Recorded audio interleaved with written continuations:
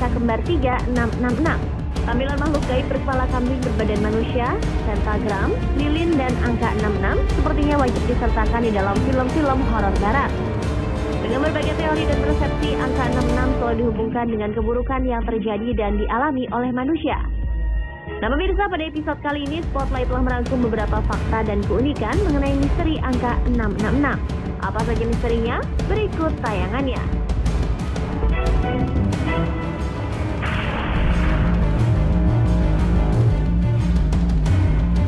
Munculan angka 66 di dalam adegan film horor tentu membuat para penonton penasaran sekaligus meyakini hubungannya dengan iblis. Ada banyak teori yang mengarahkan angka 666 terhadap keburukan, malapetaka, ataupun kehancuran manusia. Penasaran teori apa saja yang menyelimuti angka 666? Berikut paparannya. Angka 666 dihubung-hubungkan dengan numerologi Romawi DCLXPE. Angka 666 tersebut telah dapat merepresentasikan seluruh angka yang terdapat dalam angka Romawi D500, C100, L50, X10, V5, I1. Sementara di Yunani, 666 jika disimbolkan akan dituliskan seks terbalik, Chi Sigma, di mana seks dianggap sebagai dosa berat oleh bangsa Yunani.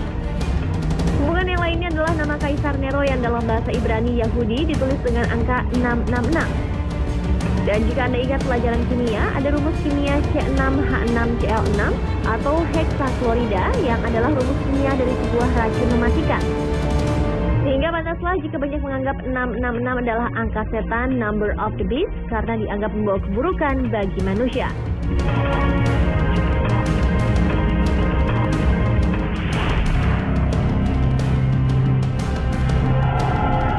Angka 666 juga selalu dihubungkan dengan iblis. Sebuah teori mengatakan angka 666 dalam bahasa Latin bisa diartikan sebagai DICLPX, digit Lux, yang tak lain disimbolkan sebagai Lucifer, Lucifer. Dalam agama Kristen, kehadiran Lucifer dijelaskan di Alkitab dalam Yesaya 12:14. Meski di Alkitab disebutkan bahwa Lucifer adalah pembawa cahaya, bintang fajar yang dijatuhkan ke bumi. Lucifer adalah malaikat yang diusir oleh Tuhan dari surga karena cemburu terhadap kehadiran manusia.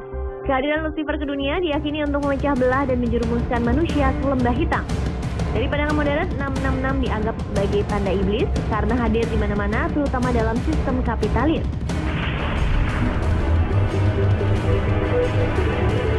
Angka 666 ternyata juga banyak hidup dalam beberapa kepercayaan. Beberapa di antaranya adalah dalam sebuah tulisan keyakinan Bahai, Abdul Baha mengatakan bahwa angka 666 adalah sebuah tahun ketika penguasa Umayyah bernama Muawiyah I yang memiliki pandangan berlawanan dengan para imam.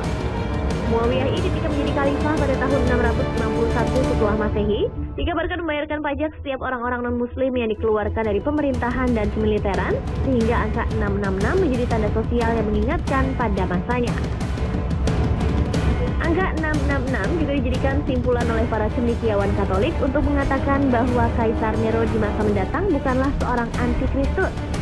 Hal ini didapatkan ketika nama Nero dieja ke dalam bahasa Ibrani dan menghasilkan kode atau sandi 666. Ejaan Ibrani dianggap lebih memuaskan daripada memecahkan sandi nama melalui ejaan Yunani.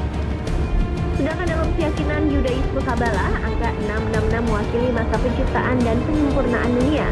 Dunia dibuat selama 6 hari dengan 6 arah mata angin, utara, selatan, timur, barat, atas, dan bawah. Sementara menurut penganut keyakinan Advent hari ke-7, angka keburukan bukan 666 merujuk pada masa depan, semesta yang mengharuskan beribadah di hari ke-7 minggu. Dan mereka yang tidak beribadah kepada Tuhan di hari Minggu akan diberikan tanda berupa angka keburukan. 666 ternyata juga digunakan untuk meramal atau memecahkan kode. Di zaman Yunani dan Yahudi kuno dalam bahasa Yunani disebut dengan Isop Sefi, sementara dalam bahasa Yahudi disebut dengan Gematria. Keduanya adalah sebuah kegiatan untuk memecahkan dan meramalkan kode berdasarkan huruf yang dikonversi ke dalam angka. Jumlah yang dihasilkan akan merujuk kepada sebuah kata ataupun nama yang menggambarkan identitas, dan angka keburukan biasanya jatuh ke dalam 3 kategori. Gematria pun digunakan untuk menghitung angka dari nama para pemimpin dunia dengan tujuan untuk dicocokkan dengan angka keburukan 666. Gematria pun dapat meramalkan usia seseorang, tahun-tahun peristiwa, atau sejenisnya.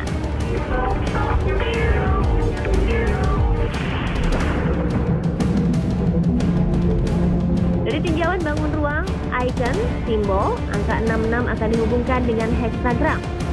Heksagram adalah bintang bersudut 6 dan hasil penggabungan dua segitiga sama sisi. Bagi kaum Yahudi, heksagram dikenal sebagai Magen David atau dikenal sebagai bintang Yahudi atau bintang Daud. Magen David menjadi simbol Yudaisme dan identitas Yahudi yang diakui secara umum. Simbol heksagram digunakan dalam bendera Israel. Ada pendapat bahwa ikon tersebut adalah simbol Zionis. Israel yang sekarang dikabarkan bukanlah umat Nabi Musa, melainkan pasukan penyembah setan yang senantiasa menghancurkan kehidupan masyarakat dunia dengan berbagai cara, termasuk di luar peri kemanusiaan.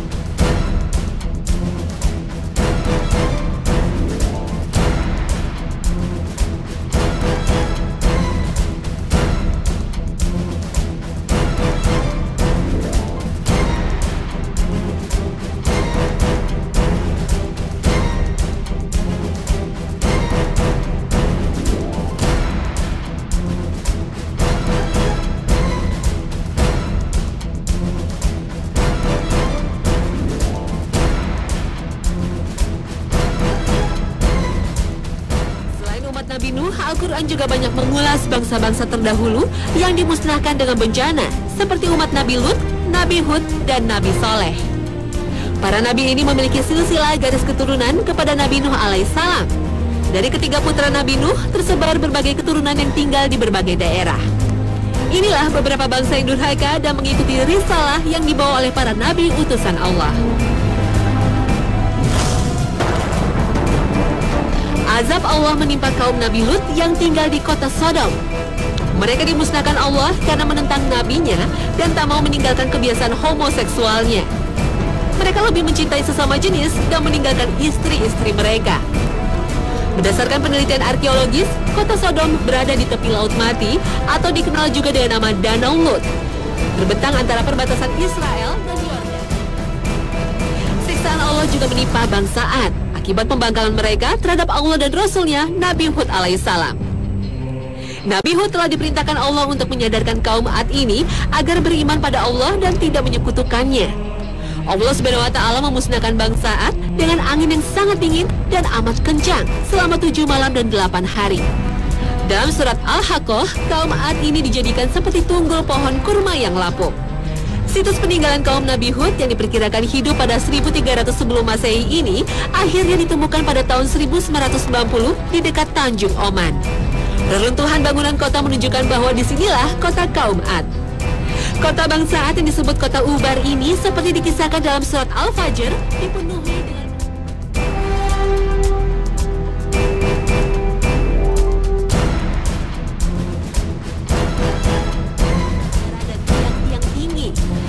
Apakah kamu tidak memperhatikan bagaimana Tuhanmu berbuat pada kaum Ad, yaitu penduduk Iram yang mempunyai bangunan-bangunan yang tinggi yang belum pernah dibangun seperti itu di negeri-negeri lain?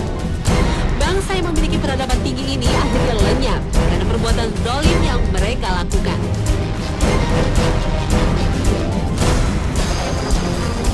Umat lain yang dihancurkan Allah adalah umat Nabi Saleh alaihissalam yang disebut kaum Samud. Mereka dibinasakan dengan petir yang menggelegar sehingga mereka mati bergelimpangan. Seperti dijelaskan surat Hud, ingatlah sesungguhnya kaum Samud mengingkari Tuhan mereka. Ingatlah kebinasaanlah bagi kaum Samud. Kaum Samud hidup sekitar 800 tahun sebelum Masehi, tinggal di antara Yaman Selatan dan utara Madinah yang disebut juga Madain.